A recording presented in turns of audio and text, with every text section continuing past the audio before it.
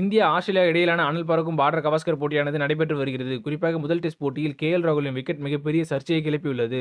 ஆஸ்திரேலியாவுக்கு எதிரான 5 டெஸ்ட் போட்டி கொண்ட தொடரில் முதல் டெஸ்ட் போட்டியில் ரோஹித் சர்மா பங்கேற்க முடியாத சூழல் உருவாகிய நிலையில் ஜஸ்பிரீத் பும்ரா தான் கேப்டனாக செயல்பட்டு வருகிறார்.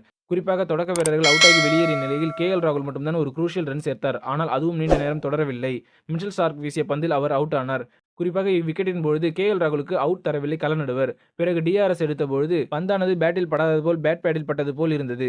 அதேபோல் டிஆர்எஸின் பொழுதும் வேறு ஆங்கிளை காமிக்க முடியவில்லை என்ற சூழலும் உருவாகியது. இதுதான் மிகப்பெரிய சர்ச்சையை கிளப்பியது. இதனை பற்றி முன்னாள் வீரர் வாசிம் ஜாஃபர் கூறியது என்னவென்றால், கள நடுவர் அவுட் தரவில்லை, எனவே 3ஆம் நடுவர் அவுட்டா இல்லையா என சந்தேகத்தில் இருக்கும்போது எதற்கு கள நடுவரின் முடிவை மாற்ற வேண்டும் என கடுமையாக விமர்சித்துள்ளார். அதேபோல் ராபின் உத்தப்பா இதை பற்றி பேசுகையில், இது மிகப்பெரிய ஜோக்காக உள்ளது எனவும் அவர் கடுமையாக விமர்சனம் செய்துள்ளார். அதேபோல் முரளி கார்த்திக்கும் ஆட்டம் தொடங்குவதற்கு முன்பாக பல கேமராக்களை பார்த்தோம். ஆனால் வேறு ஆங்கிளை காமிக்க முடியாது என்று சொல்வது எங்களுக்கு ஆச்சரியப்படுத்தும் ஒன்றாக உள்ளது எனவும் அவரும் காட்டமாக விமர்சனம் செய்துள்ளார்.